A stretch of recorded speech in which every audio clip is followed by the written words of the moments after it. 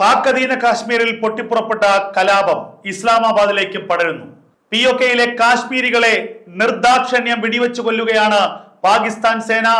POKയിലെ സംഘർഷം അടിച്ചമർത്താൻ പാകിസ്ഥാൻ പ്രധാനമന്ത്രി ഷഹബാസ് ഷെരീഫ് സൈന്യത്തിന് നിർദ്ദേശം നൽകിയിരിക്കുന്നു.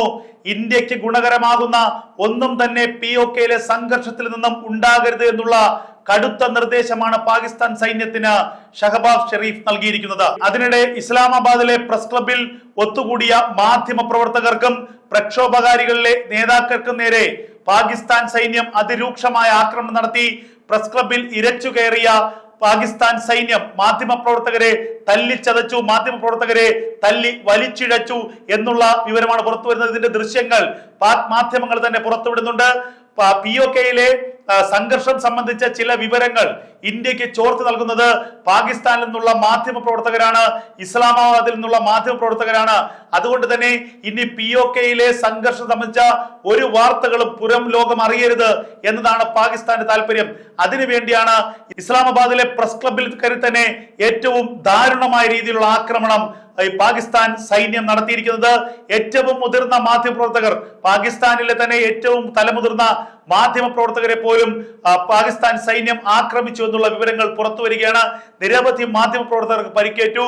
നിരവധി പ്രക്ഷോഭകാരികളുടെ അവാമി ആക്ഷൻ കൗൺസിലിന്റെ നേതാക്കന്മാർക്ക് പരിക്കേറ്റു. ഒരു തരത്തിലും ദയയില്ലാത്ത കാടൻ സമീപനമാണ് പാകിസ്ഥാൻ സൈന്യം നടത്തിയത് എന്ന് മുതിർന്ന മാധ്യമപ്രവർത്തകർ തന്നെ പറയുന്നുണ്ട്.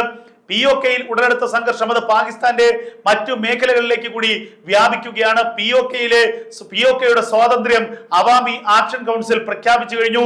പാകിസ്ഥാൻ സൈന്യത്തിനും പാകിസ്ഥാൻ ഭരണകൂടത്തിനും POKയിലെ നിയന്ത്രണം പൂർണ്ണമായി നഷ്ടപ്പെട്ടു എന്നുള്ള വാർത്തകൾ കഴിഞ്ഞ ദിവസം പുറത്തു വന്നു.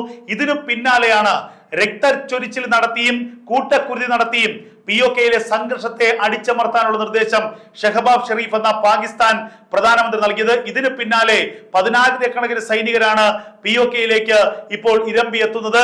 കണ്ണിൽ കണ്ടവരെല്ലാം വെടിവെച്ച് വീഴ്ത്തുകയാണ്, തെരുവിൽ കണ്ടവരെല്ലാം ആക്രമിച്ച് കൊലപ്പെടുത്തുകയാണ് പാകിസ്ഥാൻ സൈന്യം. സ്വന്തം ജനതയ്ക്ക് നേരെ ബോംബിട്ട്, സ്വന്തം ജനതയ്ക്ക് നേരെ വെടിയുതിർത്ത് അതിനുവേണ്ടി തീവ്രവാദികളെ കൂട്ടുപിടിച്ച് POKയിൽ ഉടലെടുത്ത ഈ സംഘർഷത്തെ അട്ടിമറിക്കാനാണ് പാകിസ്ഥാൻ സേനയുടെ ഇപ്പോഴത്തെ നീക്കം. POKയിൽ ഉടലെടുത്ത സംഘർഷം അത് ഇന്ത്യക്ക് ഗുണകരമാകുമെന്ന തരത്തിൽ കഴിഞ്ഞ ദിവസങ്ങളിൽ ചില പാകിസ്ഥാൻ മാധ്യമങ്ങളിൽ വാർത്തകൾ പരന്നിരുന്നു.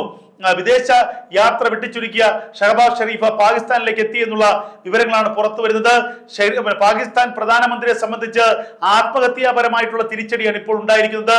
ഇന്ത്യയെ വെല്ലുവിളിച്ച പാകിസ്ഥാൻ പ്രധാനമന്ത്രിക്ക് സ്വന്തം രാജ്യത്തിന്റെ അകത്ത് നടക്കുന്ന ആഭ്യന്തര കലാപത്തെ അമർ ചെയ്യാൻ പോലും കഴിയുന്നില്ല. പാകിസ്ഥാൻ നെടുകയും കുറുകയും പിളരുന്ന അവസ്ഥ, ബലൂജ് മേഖലയിൽ വലിയ സംഘർഷം, POKയിൽ വലിയ സംഘർഷം, അതുപോലെ അഫ്ഗാനിസ്ഥാൻ അതിർത്തിയിൽ വലിയ സംഘർഷം. ഇതിനിടയിലാണ് സർക്രീക്ക് മേഖലയിൽ ഏതെങ്കിലും തരത്തിലുള്ള പ്രകോപനം ഉണ്ടാക്കിയാൽ ഇന്ത്യ കറാച്ചിയെ കത്തിക്കുമെന്ന് കഴിഞ്ഞ ദിവസം ഇന്ത്യയുടെ പ്രതിരോധ മന്ത്രി രാജ്നാഥ് സിംഗ് പറഞ്ഞത്. ഇതെല്ലാം കൂടി ആയപ്പോൾ ആകെ ഭ്രാന്ത് പിടിച്ച അവസ്ഥയിലായിരിക്കുന്നു പാകിസ്ഥാൻ പ്രധാനമന്ത്രി. ഇതിന് പിന്നാലെയാണ് POKയിലെ ലക്ഷക്കണക്കിന് ആൾക്കാരെ ചുട്ടരിച്ചാലും കുഴപ്പമില്ല, പാകിസ്ഥാൻ ഒക്യുപ്പൈഡ് കാശ്മീരിൽ നടക്കുന്ന ആ സംഘർഷവും ആ പ്രക്ഷോഭവും അവസാനിപ്പിക്കണം. പാകിസ്ഥാനിലുടനീളം, പ്രത്യേകിച്ച് POKയിലുടനീളം മാധ്യമ സെൻസറിംഗ് ഏർപ്പെടുത്തിയിരിക്കുന്നു പാക് പ്രധാനമന്ത്രിയും അതുപോലെ പാകിസ്ഥാൻ സൈനിക ഭരണകൂടവും.